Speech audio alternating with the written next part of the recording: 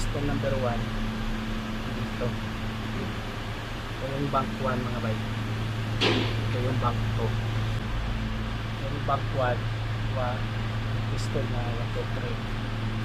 So sa bank 2 piston niya 4, 5, 6. Ngayon tapit center natin piston number 1.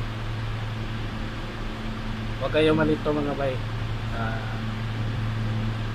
Kapag B6 at B8 na makina, tandaan nyo lang bank 1 nasa left side. Kapag harapin mo yung makina, ito naka horizontal to, pinagrasihan ko dito, harapin ko yung makina, bank 1 nasa left side. Kapag sa inline mga bay, straight siya, yung bank 1 nasa right side. Kapag nandun ka sa driver side, pero kapag bumaba ka, harapin mo yung makina, yung bank 1 nasa left side. Huwag kayo malito yan mga bay. So nakakalito talaga. So tandaan nyo lang, pag inline yung bank 1 sa manual pa kasi yan, yung sa driver side, yung po sa driver side, yung bank 1 nasa right side. Yung mga bay, ikot ko na to kanina, nakatap yung piston pero yung cam knob niya hindi yung nakatiming yung camshaft. Nakatap siya, tapos yung exhaust na camshaft kawanot niya, yung intake na yung camshaft naka 10 o'clock. Kita ko sa inyo, tingnan yung position pati dito sa bank 1 mga bay, hindi siya mga bay. So kung dito nakatap siya, yung tama kasi timing mga bay, nakatap siya, tapos yung exhaust na camlob, yung exhaust na camshaft, yung camlob niya naka 1 o'clock, tapos yung intake, yung camshaft niya, yung camlob naka 10 o'clock. Kailangan katap siya, tapos 1 o'clock yung yung camlob sa exhaust, naka 10 o'clock yung camlob sa intake. First dito mga bay, hindi yun tingnan nyo, pababa na siya, pababa yung intake, yung camlob pataas, camlob ng exhaust naka pataas, ito kababa pa, ito hindi din. Kailangan posisyon sa bank 1 mga bay dito, ganon din ang posisyon dito, yan di yung timing. Ngayon ikutin pa natin hanggang matiming siya.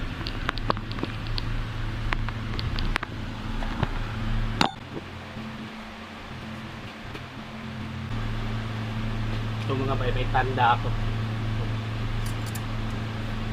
naka-rate, nakahan ko na rate para yung top siya.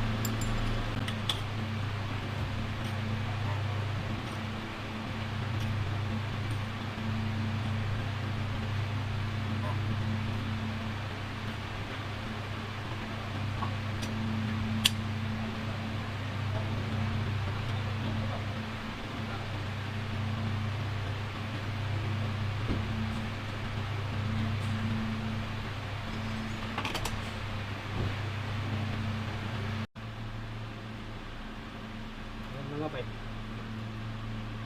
nakatapit center na talaga siya, nakatapit center na siya mga bay. Yun. Ito nakatap na. Ngayon yung camlob ng exhaust sa camlob ng intake naka 2 o'clock mga bay. Yan, naka 2 o'clock na siya. Yung Yung cam lobe ng exhaust naka 2 o'clock. Yung cam lobe ng intake naka 10 o'clock. Tapos timing natin siya mga bay. Ngayon dito mga bay, yan, may marking siya, yan, gatla. Tandaan niya mga bay, timing, nakatap na din yung nakatap talaga siya kasi nasa taas niyan eh. Kapag bumaba yan, hindi siya nakatap. Ganon din sa intake to mga bayan na bisite. Yan. Tapos sa exhaust ganon din, bisite. Ito ni tinatawag na bisite ng variable camshaft timing. Tapos dito sa back to mga bay, ganon din. Yan. Dito mga bay, ganon din. Hindi lang makita kasi dalawang chain kasi ito mga bay eh. Ito yung ang pinaka main chain niya. Kasi dito banda may chain din sa loob, dalawang chain.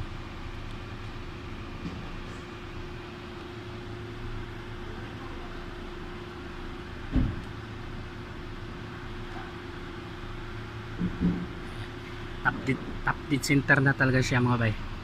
Kasi nakita na din yung sa bisite niya nasa taas na. Tapos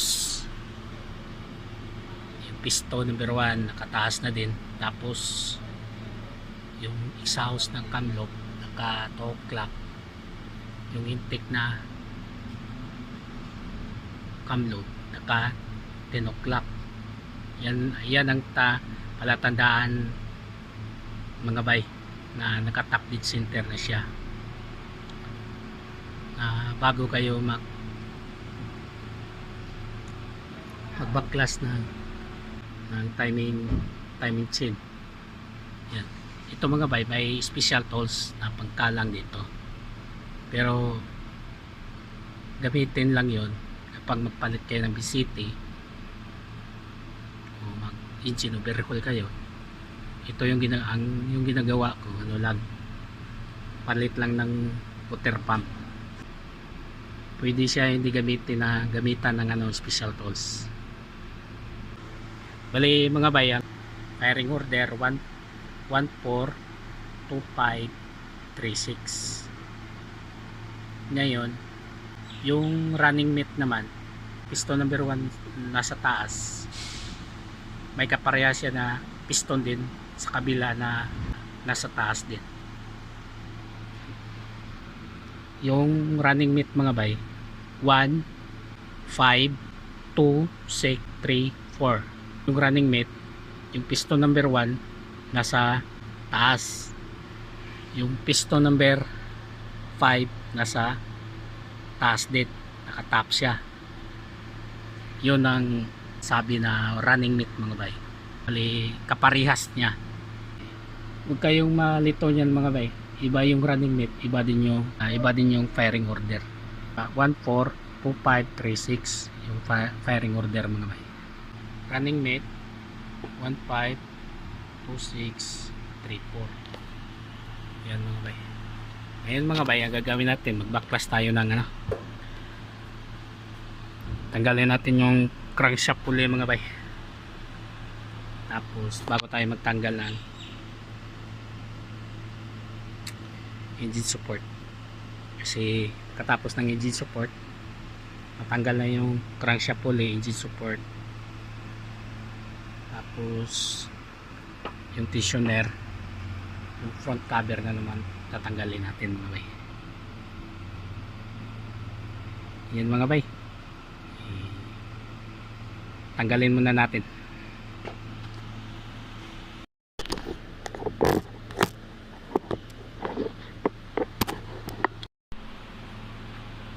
Yan mga bay, magkakaroon tayo ng crankshaft pulley.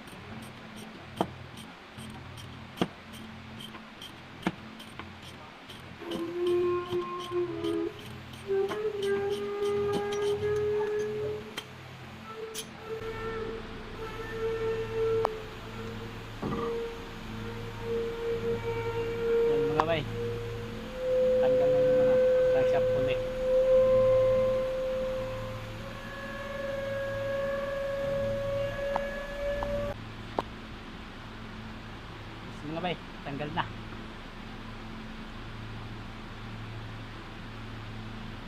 Kailangan mataas ka o pasensya.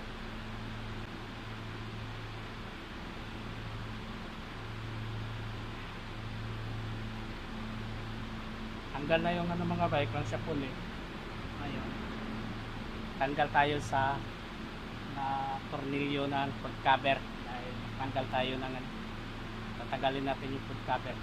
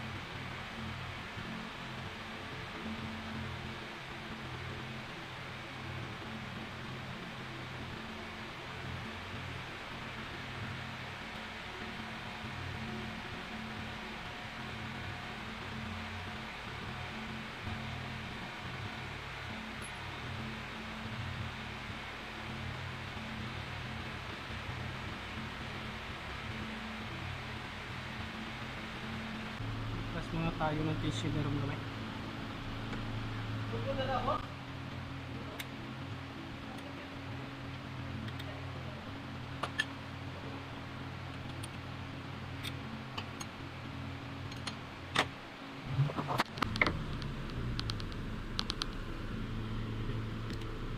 Yung tensioner mga ba, ito yung tensioner ng engine ba.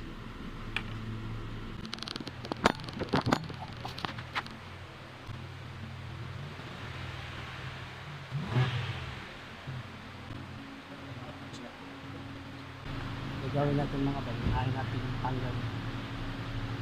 tanggal na yung ibang tornilyo sa baba. Tanggal ko na din yung tensioner. Taas natin yung sasakyan. Kasi tayo tatanggalin yung ibang tornilyo sa baba bago tayo magtanggal para